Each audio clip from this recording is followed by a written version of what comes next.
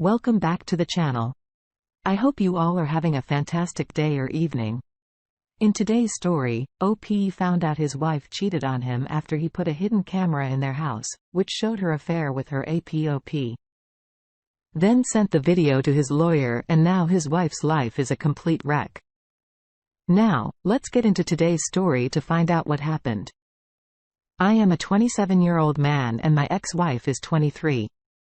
Looking back on everything now, I believe we got married too young because we were pressured into it by my MIL. We got married when I was 23, she was 18. We were in college when we met and started having sex, which led to accidentally conceiving our child. So before I met her parents, she was carrying my baby. I felt so irresponsible and lost. She was a wonderful girl and seemed very bright and intelligent. I didn't want to leave her now, and I couldn't ask her to have an abortion. So a month after I met her parents, she told them what happened. They were shocked but not as upset as I thought they'd be. Her mother immediately began planning the wedding and didn't let us have a say about it. After the simple and inexpensive wedding, we moved into our first two-bedroom apartment. She dropped out of school, but I continued until I graduated with a business degree. By this time, our baby son was 1 year old. I quickly started a home business and with my parents' help, bought a house. At this time, I noticed that my wife would ignore me and stay distracted by her phone, laptop, or our son. One night, I made her a nice dinner and asked how she felt about things. She said she didn't feel attractive anymore since she had an after-baby belly. I told her she's the most beautiful woman I'd ever seen and that her belly only made me happier because she had my son. She didn't seem to believe me very much. We made love that night and it was very intimate and genuine. 2 weeks later, she was still distracted and avoiding conversation with me. I noticed she was buying things to help with her stomach in our house.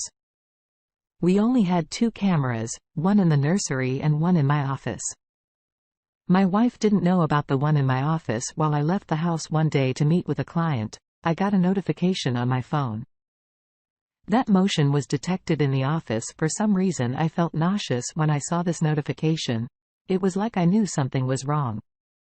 I watched the video to see my wife enter the room, sit on my office chair and take very, very bad pictures of herself. I waited with little hope that she'd send me these pictures, but she didn't. I didn't know what to do because I didn't want her to know I had a camera set up. I hoped that I could catch her actually cheating on me in case I needed to divorce her for the next 2 months.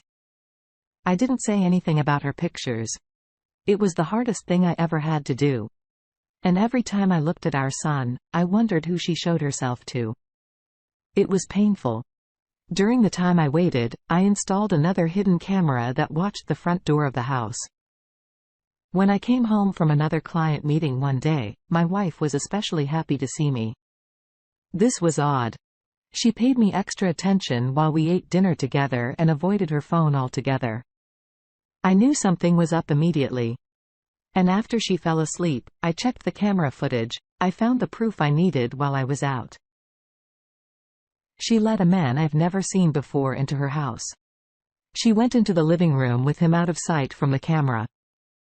20 minutes later, he walked butt naked to the bathroom across the hall. I can't describe how disgusted, betrayed and sick.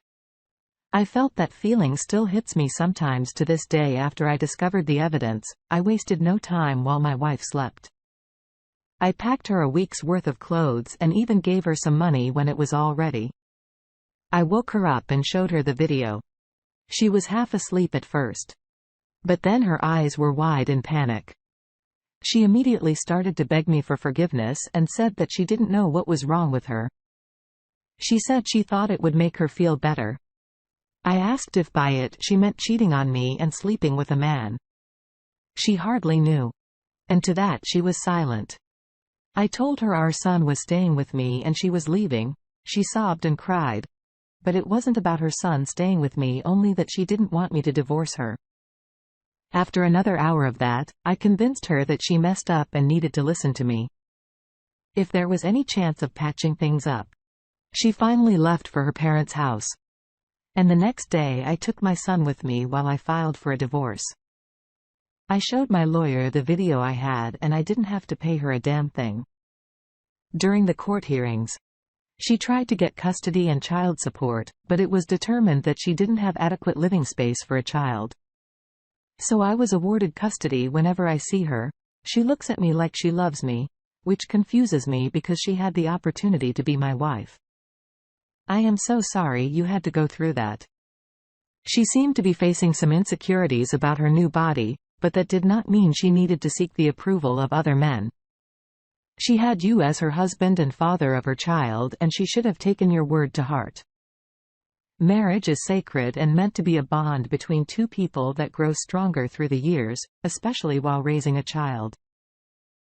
It is a shame that she became so focused on her outward appearance before considering how lucky she was to have a future with you and your child.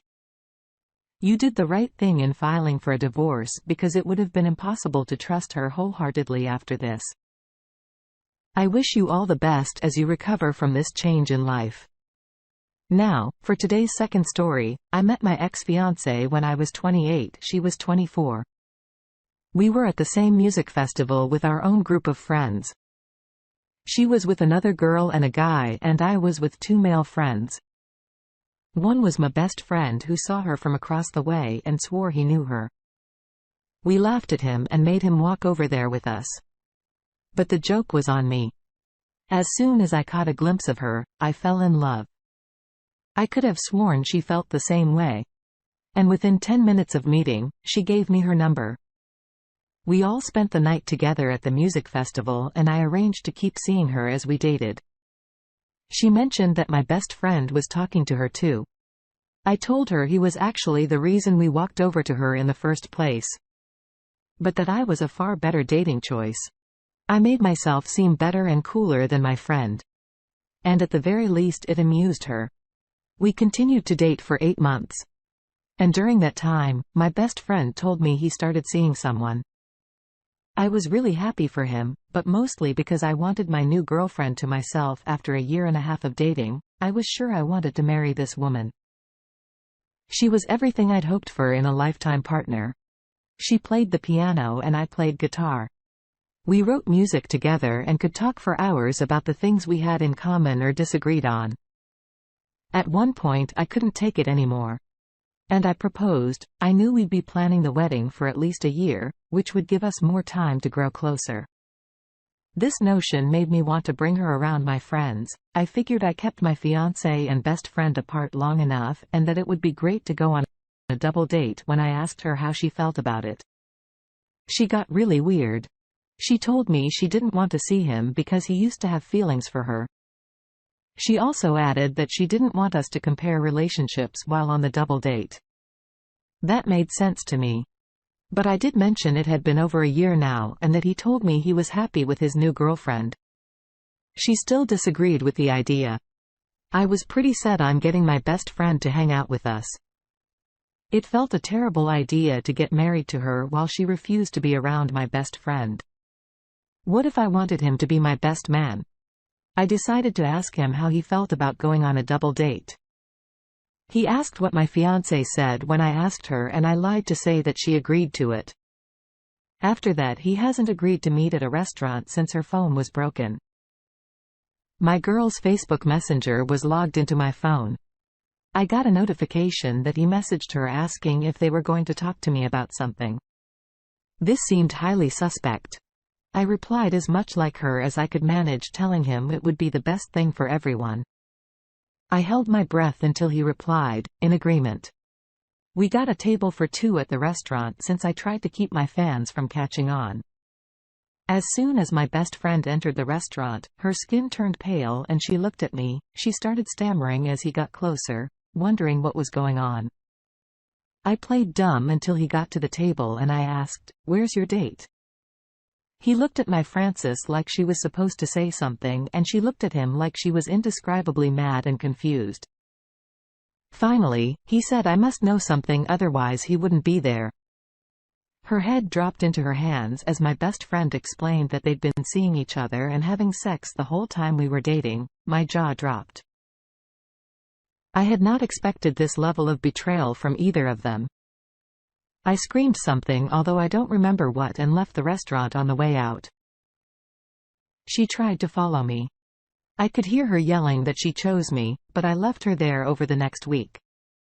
Her friends tried contacting me on her behalf.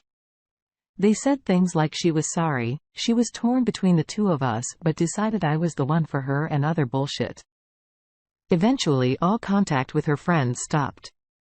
I heard that she moved into her parents' basement because she was too broken-hearted to work and pay her own rent. My friend sent me a handwritten letter to apologize, but he knew as well as I did that we weren't going to be friends ever again. I know I'll meet someone better than her. But it bothers me that I didn't know what was going on.